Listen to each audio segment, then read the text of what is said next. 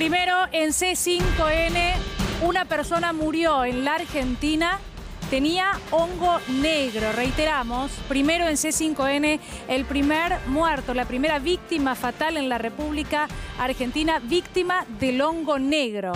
Estamos ya en contacto con Natalia Paratore. Nati, buenas tardes.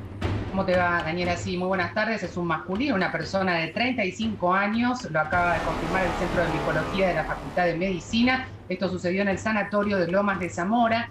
Y lo que sí presentaba justamente este primer fallecido en la Argentina por el denominado hongo negro, que es el mucormicosis, que justamente lo que tiene que ver es con el antecedente de COVID, pero sobre todo con una persona que tenía una diabetes no tratada. ¿Y por qué hacemos esta salvedad? Este hongo negro, conocido como mucormicosis, es un hongo que no se transmite de persona a persona, y esto lo queremos destacar porque no es como el virus, como la COVID.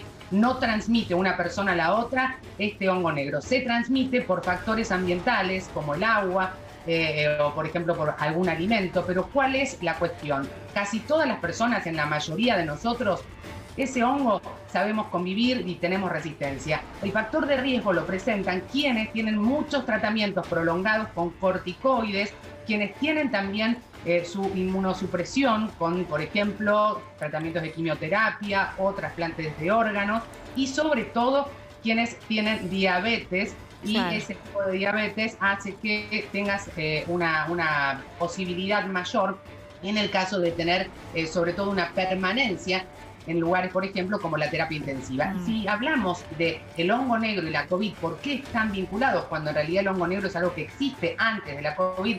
¿Y por qué hay tantas muertes que se están vinculando justamente con esto en la India, donde hay realmente un aumento del 150% en los últimos meses? En la Argentina sorprende no el hongo negro, sino su vinculación, por supuesto, con la COVID, donde es importante comprender que hay factores que se presentan post-COVID en personas que estuvieron internadas con tratamientos prolongados con corticoides, que es lo habitual cuando una persona está en una UTI por un diagnóstico de COVID positivo. Los tratamientos en general consisten en mucha cortisona. Entonces eso hace que tengas ese análisis, ese tratamiento sumado a una comorbilidad, es donde crece el factor de riesgo, y lamentablemente tenemos que dar esta noticia. Sí. Que además... Nati, ya que hablabas del COVID, pero para dejarlo claro y no generar confusión, ¿esta persona era COVID positivo, estaba en su post-COVID o no tenía ninguna relación? Es una persona con COVID positivo, con un cuadro de diabetes no tratada, y esto es lo que destaco, no tratada, claro, porque hay gente que se entera a veces cuando tiene un diagnóstico de COVID, lo internan, le hacen exámenes y en ese momento quizás toma conciencia o conocimiento de que es diabético, y eso, claro, significa que es una persona que llega sin un abordaje previo, sin un tratamiento. No significa que todos los que tienen diabetes, por favor, esto quiero que quede claro, van a poder contraer el hongo negro y ser fatal. Eso no significa, claro, de ninguna manera este caso que se confirma. Y hay un segundo caso que estarían confirmándose en las próximas horas en la provincia de Formosa con hongo negro positivo. No ha sido un caso fatal por el momento, pero hay un tratamiento y un abordaje que se ha informado en las últimas horas también en la provincia de Formosa. Importante, Daniela, que tenemos que decir de esto, que son patógenos que son oportunistas, es decir, donde ves que tu sistema inmunológico está debilitado o que tenés esa ventanita, este hongo entra. Y Nati, pero vos habías dicho, claro, ataca a las personas que tienen defensas bajas, ¿no? Eso habíamos hablado anteriormente. Ahora, me parece importante también, para evitar la confusión, preguntarte esto. Vos lo dijiste al pasar, reforcémoslo. No se contagia de persona a persona, porque en las últimas semanas hablábamos de los primeros casos que aparecían en Uruguay. Entonces, cualquiera podría pensar que ahora llegó a la Argentina. No, no es de esta manera. No, y está muy bien que lo aclaremos.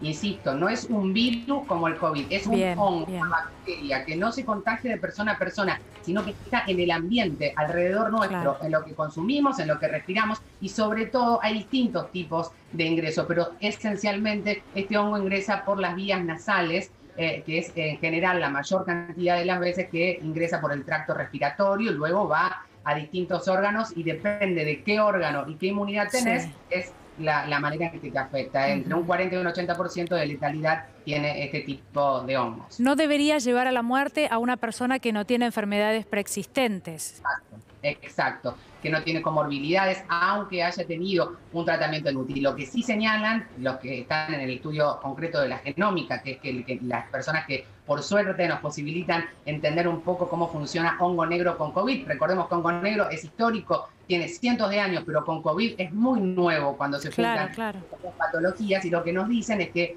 sí es cierto que hay que estar muy atentos, pero muy atentos a los controles post-COVID de quienes tienen comorbilidades, trasplantados, tratamientos de quimioterapia, diabetes, todas esas personas que tuvieron COVID y ya lo superaron, por favor, vean a sus médicos, controlen, porque si esto es detectado a tiempo con un abordaje oportuno, probablemente siempre hay más posibilidades de salir adelante. Nati, hablabas de las vías respiratorias, te pregunto esto por último. ¿Sabés, tal vez te estoy pidiendo demasiado, pero sabés si el barbijo es una barrera contra el hongo negro o no necesariamente? ¿Y cuál sería el primer síntoma o los primeros síntomas? ¿Cómo podría alguien darse cuenta? Sí, en realidad el primer síntoma es mucha fiebre, mucho dolor abdominal, y otro de los síntomas es la tos. Entonces uno dice, se combina demasiado con COVID. Claro. Sí, pero es importante entender que este hongo negro siempre, en un 99%, se presenta en personas que estuvieron en unidades de terapia intensiva o bajo tratamiento con corticoides. En un post-COVID, en un cuadro post-COVID. Es decir, tenés que tener COVID, tenés que haber estado en una unidad de terapia intensiva, tenés que haber quizás tenido un tratamiento con corticoides y tener alguna enfermedad. Por eso la incidencia es de una persona sobre 1,5 millones. La verdad es muy baja, pero lamentablemente hay excepciones y tenemos que lamentar la vida de un joven aquí en el municipio de Lomas de Zamora. Terrible. Bueno, gracias, Natalia. Muchísimas gracias.